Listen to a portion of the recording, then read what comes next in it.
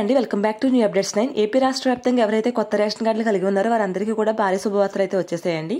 రాష్ట్ర వ్యాప్తంగా ఎవరైతే కొత్త స్మార్ట్ రేషన్ కార్డులు కలిగి ఉన్నారో వారందరికీ కూడా 2 పథకాలను దీపావళి కానుకగా అమలు చేసేందుకు ప్రభుత్వం అయితే నిర్ణయం తీసుకుందండి.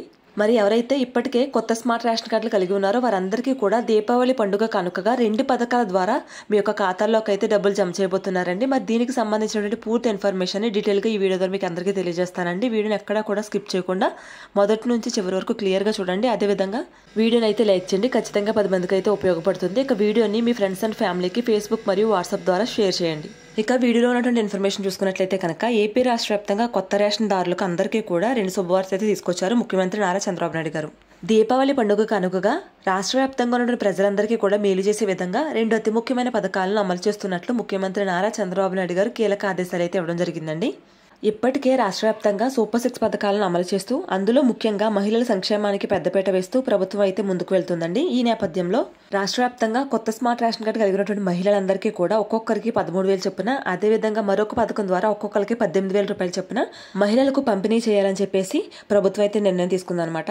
ఈ డబ్బులు అనేవి దీపావళి పండుగ కానుకగా మహిళల ఖాతాల్లోకి అయితే జమ చేస్తున్నారండి. మరి రాష్ట్ర వ్యాప్తంగా ఎటువంటి అర్హతలు కలిగినటువంటి మహిళలకు ఈ 2 పథకాల ద్వారా డబ్బులు అనేవి తమ ఖాతాలో జమ చేస్తారనే పూర్తి విషయాన్ని ఈ వీడియో ద్వారా మీకు తెలియజేస్తానండి. ఇప్పటికే రాష్ట్ర వ్యాప్తంగా కొత్త స్మార్ట్ రేషన్ కార్డులు అయితే అందరికీ పంపిణీ చేసిందండి కూటమి ప్రభుత్వం. అంటే ఎవరికైతే పాత రేషన్ కార్డులు ఉన్నాయో వారన్నింటినీ కూడా స్మార్ట్ రేషన్ కార్డులుగా మార్చి వాటిని అయితే పంపిణీ చేయడం జరిగిందండి. అలాగే ఎవరైతే కొత్త రేషన్ కార్డుల కోసం దరఖాస్తు చేసుకున్నారో వారికి కూడా ఎటువంటి ఇబ్బంది లేకుండా కొత్త స్మార్ట్ రేషన్ కార్డులు అయితే పంపిణీ చేయడం జరిగిందండి. అంటే ఎవరికైతే కొత్తగా మ్యారేజ్ అయ్యి కొత్త రేషన్ కార్డుల కోసం ఎదురు చూస్తూ ఉన్నారో వారికని, అదేవిధంగా ఎవరైతే స్ప్లిట్ ఆప్షన్ కోసం కానీ డిలీట్ ఆప్షన్ కోసం ఎదురు చూసేవారు గత ప్రభుత్వ హయాంలో అయితే ఆ యొక్క రేషన్ కార్డుల యొక్క వెబ్సైట్ అనేది ఎప్పుడు ఓపెన్ చేస్తారని చెప్పేసి చాలా నెలలు వెయిట్ చేయడం, అప్పటికి ఈ యొక్క వెబ్సైట్ అనేది ఓపెన్ కాక అర్హత ఉండి కూడా ప్రవేశపెట్టినటువంటి సంక్షేమ పథకాలన్నీ కూడా కొన్ని లక్షల మంది అయితే కోల్పోవడం జరిగిందండి.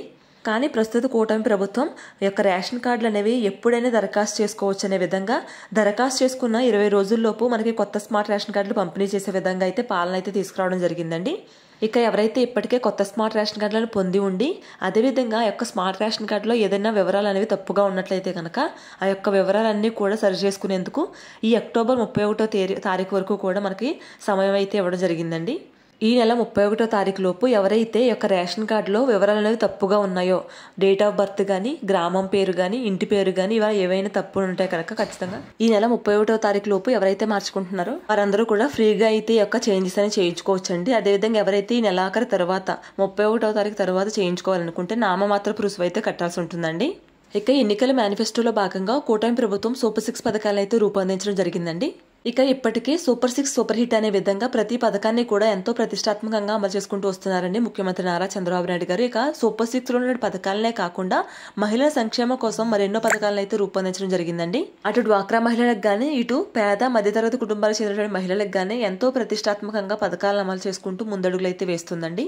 ఇక ఈ సూపర్ 6 పథకాల్లో ప్రతి పథకం కూడా సూపర్ హిట్ అని చెప్పుకోవచ్చండి. ముందుగా తల్లికి వందన పథకం అండి. తల్లికి వందన పథకం పేరిట కుటుంబంలో ఎంతమంది విద్యార్థులు అర్హత ఉంటే ప్రతి విద్యార్థికి కూడా ఒక్కొక్కరికి 13,000 రూపాయలు చొప్పున అయితే జమ చేయడం జరిగిందండి. తర్వాత అన్నదాత సుఖీభవ, అదేవిధంగా ఆగస్టు 15వ తారీఖున స్వాతంత్ర దినోత్సవం సందర్భంగా మహిళలకు శ్రీశక్తి పథకం పేరిట మహిళలకు ఉచిత బస్సు ప్రయాణం అయితే కల్పించడం జరిగిందండి. దాని తర్వాత వాహనమిత్ర పథకం కూడా అయితే మనకు ప్రారంభించడం జరిగింది. అదేవిధంగా మహిళల కోసం ఉచిత గ్యాస్ సిలిండర్లు కూడా ప్రవేశపెట్టడం అయితే జరిగిందండి. ఇక కూటమి ప్రభుత్వం విజయం అనంతరం మొట్టమొదటి సంతకంగా మెగా డిఎస్సీ అయితే నిర్వహిస్తామని చెప్పడం అయితే జరిగిందని చెప్పినట్టుగానే మెగా డిఎస్సీ అయితే 16,500 పోస్టులకు పైగానే ఈ యొక్క మెగా డిఎస్సీ అయితే నిర్వహించడం కూడా జరిగింది. ఇప్పటి వరకు ఏ ప్రభుత్వం అయినా సరే పథకాలను అమలు చేయడం వరకు చేసిందండి. మన కూటమి ప్రభుత్వం అయితే పథకాలను అమలు పరచడం, అదేవిధంగా ఎవరైతే ఆ పథకం ద్వారా లబ్ధి పొందలేదో వారందరికీ కూడా రెండో అవకాశంగా మళ్ళీ అదే పథకాన్ని రూపొందించడం ఈ విధంగా అయితే చేయడం జరిగిందని. ఉదాహరణకు చూసుకుంటే తల్లికి వందన పథకం అయితే ఎవరికైతే తల్లికి వందన పథకం ద్వారా డబ్బులు అనేది జమ కాలేదో వారందరికీ రెండో విడతగా ఒక్కొక్కరికి 13,000 రూపాయలు అయితే దరఖాస్తు చేసుకున్న వాళ్ళందరికీ కూడా అయితే దాని యొక్క ఖాతాలో జమ చేయడం జరిగిందండి. అదేవిధంగా అన్నదాత సుఖీభవ పథకం చూసుకున్నట్లయితే ఎవరికైతే డబ్బులు అనేవి లబ్ధి పొందలేదో వారందరికీ కూడా ఎవరైతే గ్రీవెన్స్ పెట్టుకున్నారో వారందరికీ కూడా డబ్బులు అనేవి మరలా వారి యొక్క ఖాతాలో జమ చేయడం అయితే జరిగిందండి. ఈ విధంగా ప్రజలకు ఏదైనా ఇబ్బంది కలిగితే వెంటనే దానికి ప్రభుత్వం అయితే రెస్పాండ్ అయ్యి పాలన అయితే చేసే విధంగా కూటమి ప్రభుత్వం పాలన అయితే ఉందండి. ఈ యొక్క దీపావళి పండుగ కానుకగా తల్లికి వందనం పథకాన్ని మరొకసారి పునఃప్రారంభించాలని చెప్పేసి అధికారులకు ఆదేశాలు అయితే ఇవ్వడం జరిగిందండి. ఎవరికైతే సాధారణంగా ఈ యొక్క తల్లికి వందనం పథకం అనేది స్కూల్ అనేవి ప్రారంభించడానికి ముందే జూన్ 13వ తారీఖున ఈ యొక్క పథకం అనేది ప్రారంభించడం జరిగిందండి. 1వ తరగతి మరియు ఇంటర్ ఫస్ట్ ఇయర్ విద్యార్థులకు మినహాయింపించి మిగిలిన వారందరికీ కూడా జూన్ 13వ తారీఖున ఒక్కొక్కరి ఖాతాల్లోకి 13,000 రూపాయలు అయితే జమ చేయడం జరిగిందండి. దాని తర్వాత ఎవరైతే 1వ తరగతి చదువుతున్నారో అదేవిధంగా ఇంటర్ ఫస్ట్ ఇయర్లో జాయిన్ అయ్యారో వారందరి యొక్క అటెండెన్స్ లిస్ట్ ప్రకారం వారి ఖాతాల్లో కూడా ఒక్కొక్కరికి 13,000 రూపాయలు అయితే జమ చేయడం జరిగిందండి. ఇక ఆ సమయంలో ఎవరైతే తల్లి సమక్షంలో కాకుండా గార్డియన్స్ సమక్షంలో ఉంటారో విద్యార్థులు వారి ఖాతాలో అయితే డబ్బులు అనేవి తల్లికి వందనం పథకం ద్వారా జమ కాలేదండి.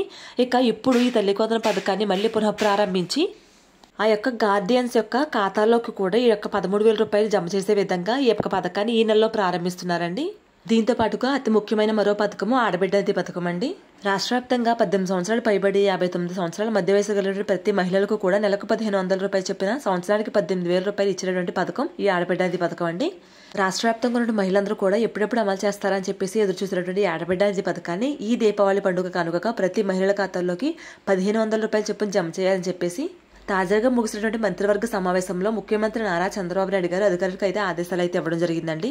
ఎట్టి పరిస్థితుల్లోనూ ఈ దీపావళి పండుగ కానుకగా మహిళలకు ఈ ఆడబిడ్డ నిధి పథకాన్ని ప్రారంభించాలని చెప్పేసి ఈ పథకానికి సంబంధించి అర్హుల లిస్టును అయితే ప్రారంభించాలని చెప్పేసి ముఖ్యమంత్రి నారా చంద్రబాబు నాయుడు గారు అధికారులకు కీలక ప్రకటన అయితే చేయడం జరిగిందండి. అంటే ఈ పథకానికి ఇప్పటికీ ఎవరైతే స్మార్ట్ రేషన్ కార్డులు కలిగి ఉన్నారో వారి యొక్క డేటా ప్రకారం గవర్నమెంట్ దగ్గర ఉన్న డేటా ప్రకారం ఈ యొక్క అర్హుల లిస్ట్ అయితే తయారు చేయడం జరుగుతుందండి. ఒక్క రేషన్ కార్డుతో మాత్రమే కాకుండా మనకి ఇప్పటికీ జరిగినటువంటి P4 సర్వే అదేవిధంగా హౌస్ హోల్డింగ్ మ్యాపింగ్ ఈ మూడిట్ల ప్రకారం మనకి ఆ యొక్క ఆడబిడ్డ నిధి పథకానికి అర్హుల లిస్ట్ అయితే తయారు చేయడం జరుగుతుందండి. ఎవరైతే ఇప్పటికే స్మార్ట్ రేషన్ కార్డులు అనేవి కలిగి ఉంటారో దాంతో పాటుగా ఎవరికైతే P4 సర్వే అనేది నిర్వహించి ఉంటారో దాంతో పాటుగా ఎవరైతే ఇప్పటికే మీ యొక్క గ్రామవార్డు సచివాలయం ద్వారా యొక్క హౌస్ హోల్డింగ్ మ్యాపింగ్ అనేది చేయించుకుని ఉంటారో దీన్ని బట్టి అదేవిధంగా మనకి జియో ట్యాపింగ్ అనేది కూడా చేయడం జరిగిందండి. ఈ యొక్క దీన్ని బట్టి మీ యొక్క డేటా అనేది మీ యొక్క గ్రామ వార్డు సచివాలయంలో అయితే ఉంటుందండి. మనకి గవర్నమెంట్ అయితే ప్రతి గ్రామ వార్డు సచివాలయం నుంచి ఎవరైతే 18 సంవత్సరాలు పైబడి 59 సంవత్సరాల మధ్య వయసు కలిగినటువంటి వారు ఉంటారో అదేవిధంగా ఎవరైతే వీరిలో 10,000 రూపాయల కంటే ఎక్కువ పెన్షన్ తీసుకోకుండా ఉంటారో వారిని మాత్రమే ఈ యొక్క పథకానికి అర్హులుగా గుర్తించి అర్హుల లిస్ట్ అయితే చేయడం జరుగుతుందండి. ముందుగా ఈ ఆడబిడ్డ నిధి పథకానికి సంబంధించి అర్హుల లిస్టులో మీ పేరు అనేది ఉండాలంటే మీకు ఎటువంటి అర్హతలు ఉండాలనే విషయాన్ని చూసుకుందామండి. ఎవరైతే కుటుంబంలో ప్రభుత్వ ఉద్యోగి అనేది ఉంటారో వారికి పథకం అనేది వర్తించదండి. అదేవిధంగా ఎవరి కుటుంబంలో అయితే ఇన్కమ్ ట్యాక్స్ పే చేస్తారో వారికి కూడా ఈ పథకం అనేది వర్తించదు. అదేవిధంగా మనం ముందుగా చెప్పుకున్నట్లయితే ఎవరైతే 10,000 రూపాయల కంటే ఎక్కువ పెన్షన్ ఎన్టీఆర్ భరోసా పెన్షన్ కాకుండా ఈ యొక్క రిటైర్మెంట్ పెన్షన్ అటువంటి పెన్షన్లు ఎవరైనా తీసుకున్నట్టు ఉంటారో వారికి కూడా ఈ పథకం అనేది వర్తించదండి. ఇక మీ యొక్క స్థిరాస్తులు అనేవి పట్టణ ప్రాంతాల్లో చూసుకున్నట్లయితే కనుక 1000 చదరపు అడుగుల కంటే తక్కువగాను గ్రామీణ ప్రాంతాల్లో అయితే 1,500 చదరపు అడుగుల కంటే తక్కువ భూమి అనేది మీ పేరు మీద కలిగి ఉండాలి. అదేవిధంగా మీ పేరు మీద 4-వీలర్ కారు కానీ ఉన్నట్లయితే ఈ పథకం అనేది మీకు వర్తించదు. అంతేకాకుండా మీ పేరు మీద 4-వీలర్ ఉన్నట్టు మీకు రేషన్ కార్డు కూడా అనేది ఉండదండి. ఇక ఎవరికైతే ఆటో కానీ ట్యాక్సీ కానీ ఉంటాయో వాటికైతే మినహాయింపు అయితే ఇవ్వడం జరిగిందండి. అంతేకాకుండా మీకైతే కనుక గత 12 నెలలుగా చూసుకున్నట్లయితే మీ యొక్క కరెంటు బిల్ అనేది 300 యూనిట్ల కంటే ఎక్కువగా అయితే రాకూడదండి. ఈ యొక్క 12 నెలల్లో 300 యూనిట్ల కంటే ఎక్కువగా వచ్చినట్లయితే ఈ పథకానికి మీరు అర్హులు కాదండి. ఈ పథకం ద్వారా మీరు లబ్ధి పొందాలంటే ఖచ్చితంగా ఈ యొక్క రేషన్ కార్డులో మీ పేరు అనేది నమోదై ఉండాలి. రేషన్ కార్డుతో పాటుగా మన రాష్ట్ర వ్యాప్తంగా ఏ ప్రాంతంలో అయినా సరే మీ యొక్క హౌస్ హోల్డింగ్ మ్యాపింగ్ లో మీరు అనేది ఖచ్చితంగా నమోదై ఉండాలి. ఇప్పటికే ప్రవేశపెట్టినటువంటి ఏ సంక్షేమ పథకం ద్వారా అయినా సరే మీరు లబ్ధి పొందుంటే మరలా ఈ యొక్క పథకం ద్వారా మీకు డబ్బులు అనేవి ఖాతాలో జమ చేస్తారా అని చెప్పేసి చాలా మంది అయితే కామెంట్స్ చేస్తున్నారండి. ఉదాహరణకి సంక్షేమ పథకాల్లో మహిళలకు ప్రవేశపెట్టిన మొదటి పథకం తల్లికి వందనం అండి. ఈ తల్లికి వందనం పథకం ద్వారా మీ అకౌంట్లోకి 13,000 రూపాయలు జమ అయ్యినట్లయితే మళ్ళీ ఈ పథకం ద్వారా ఆడబిడ్డ పథకం ద్వారా డబ్బులు అనేది ఖచ్చితంగా వస్తాయండి. ఎందుకంటే తల్లికి వందనం పథకం అనేది కేవలం విద్యార్థుల యొక్క ఎడ్యుకేషన్కి సంబంధించింది మాత్రమే. ఆ డబ్బులు అనేవి మీ యొక్క ఖాతాల్లో మాత్రమే జమ చేయబడ్డావి. అవి మీకోసం ప్రవేశపెట్టిన పథకం ద్వారా వచ్చిన డబ్బులు అయితే కాదండి. కాబట్టి ఆ పథకం ద్వారా మీరు లబ్ధి పొందినప్పటికీ కూడా మరలా ఈ యొక్క ఆడబిడ్డ పథకం ద్వారా మీకు డబ్బులు అనేవి వస్తాయండి. ఇక ఈ ఆడబిడ్డ పథకానికి దరఖాస్తు చేసుకోవడానికి ముఖ్యమంత్రి నారా చంద్రబాబు నాయుడు ఒక ప్రత్యేక వెబ్సైట్ అయితే రూపొందించడం జరిగిందండి. ఈ యొక్క వెబ్సైట్ లోనే మనం ఎవరైతే అర్హులు ఉంటారో వారందరూ కూడా ఈ పథకానికి దరఖాస్తు చేసుకోవాల్సి ఉంటుంది. అయితే ఈ పథకానికి సంబంధించి తాజాగా కొన్ని కొత్త మార్గదర్శకాలు అయితే విడుదల చేయడం జరిగిందండి. ఈ ఆడబిడ్డ నిధి పథకానికి సరికొత్త విధానంలో అర్హులను అయితే గుర్తించడం జరుగుతుందండి. రాష్ట్ర వ్యాప్తంగా ముఖ్యమంత్రి నారా చంద్రబాబు నాయుడు గారు 1 పర్సన్ 1 ప్రాఫిట్ అనే ఒక కొత్త పద్ధతిని అయితే ప్రారంభించడం జరిగిందండి. అంటే రాష్ట్ర వ్యాప్తంగా ఎవరికైనా ఒక పథకం ద్వారా ఒక సంక్షేమ పథకం ద్వారా లబ్ధి పొందే విధంగా ఈ యొక్క కొత్త మార్గదర్శకాలను అయితే రూపొందించడం జరిగిందండి. ఇక ఆడబిడ్డది పథకం అమలు చేస్తున్నారు కాబట్టి ఆడబిడ్డది పథకం ద్వారా లబ్ధి పొందితే నిరుద్యోగ వృత్తి పథకం అమలు చేస్తే ఆ పథకం ద్వారా కూడా లబ్ధి పొందొచ్చా అని చాలా మంది అయితే అడుగుతున్నారండి.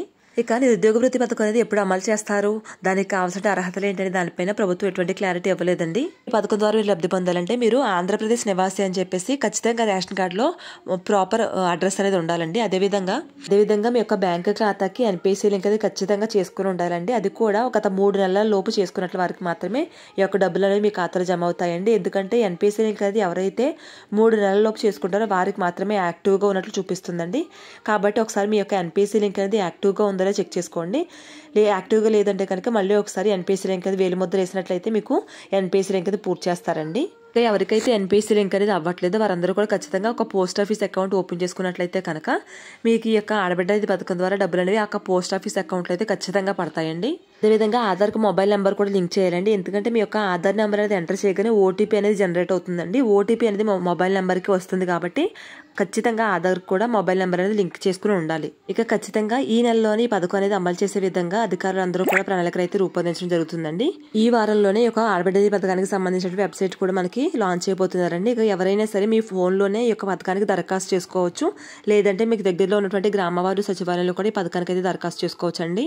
ఈ విధంగా ప్రభుత్వం ప్రవేశపెడుతున్న ప్రతి పథకానికి సంబంధించిన ఇన్ఫర్మేషన్ మన ఛానల్ ద్వారా మీకు అందరికీ అందిస్తూ ఉంటాను. దానికోసం మన ఛానల్ తప్పకుండా సబ్స్క్రైబ్ చేసుకోండి, వీడియోని లైక్ చేసి మీ ఫ్రెండ్స్ అండ్ ఫ్యామిలీకి షేర్ చేయండి. Thanks for watching.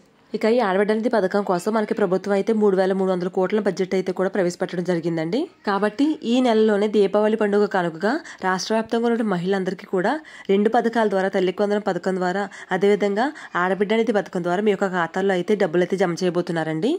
ఇక ఈ పథకానికి దరఖాస్తు చేసుకునేందుకు మీ యొక్క వయసు నిర్ధారణ పత్రం, మీ యొక్క రేషన్ కార్డు, అదేవిధంగా క్యాష్ టు ఇన్కమ్ సర్టిఫికేట్ అయితే ఖచ్చితంగా కావాల్సి ఉంటుందండి. ఈ విధంగా ప్రభుత్వం అమలు చేస్తున్నటువంటి ప్రతి పథకానికి సంబంధించిన ఇన్ఫర్మేషన్ ని ఎప్పటికప్పుడు అందరికంటే ముందుగానే మన ఛానల్ ద్వారా మీ అందరికీ అందిస్తూ ఉంటానండి. దీనికోసం మన ఛానల్ తప్పకుండా సబ్స్క్రైబ్ చేసుకోండి. అదేవిధంగా వీడియోని చిన్న లైక్ చేయడం ద్వారా వీడియో అనేది మరికొంతమందికి రీచ్ అయ్యి వారు కూడా తెలుసుకునే అవకాశం అయితే ఉంటుందండి.